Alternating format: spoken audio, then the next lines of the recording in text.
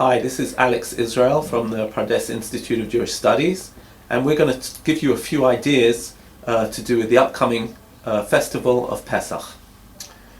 At the center of Pesach is the experience of the Seder and the Haggadah. And the word Haggadah actually means to tell. The idea of telling our story, maybe our story more than history, memory more than history, is at the center of the Passover experience. The source for the idea of Haggadah is that the Tanakh tells us, the Bible itself says, "V'higadeta lavincha bayom hahu." On that day that you came out of Egypt, you should tell your children. And I want to spend the 2 minutes we have together talking about both of these things.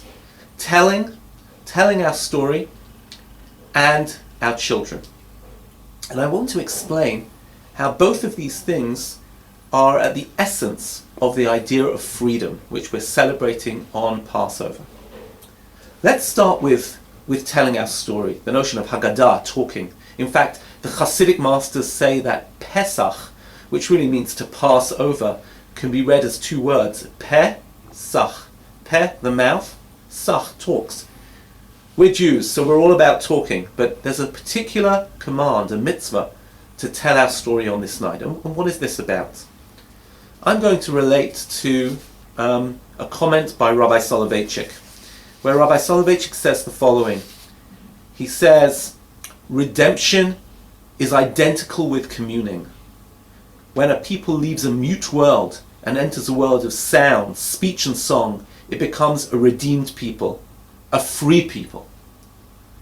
When we read the story of the slavery in Egypt, we read the first chapter and the second chapter in Exodus, we see a chapter where we see all the slave people, nobody has a name. If you recall the scene in which Moses strikes the Egyptian who is beating the Jew doesn't say anything. Even Moses starts off and says, I am not a man of words. Slavery means we don't know how to react. We suffer in silence. We would say, even in a more existential, fundamental way, a slave cannot tell his story because he doesn't have a story to tell. He's always going to have to serve his master.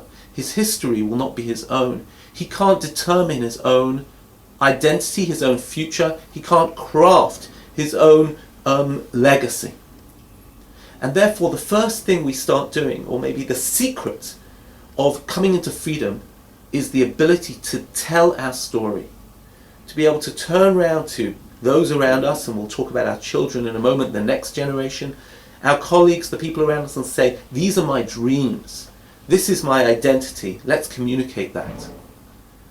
In the famous book, and it was later made into a series called Roots, about the whole history of African Americans in America, there's a wonderful scene as each child is born where they hold up the child to the moon and he tells them their story.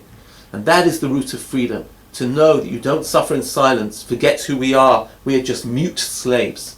We have a story to tell. That's v'higadeta, tell your story. But levincha, what does it mean to tell the story to your children? There is a very strange scene in the Bible, in Genesis chapter 9, Bereshit, Perek Tet, where the biblical figure Noah is drunk, and his children see him rolling about naked in the tent, and there's a scene where one of them ridicules his father. And the punishment that he gets is one of slavery. He's condemned to slavery. And the question is, why is the punishment for ridiculing a parent slavery? What's the connection between childhood and slavery? The Talmud says, Eved ein lo chayas.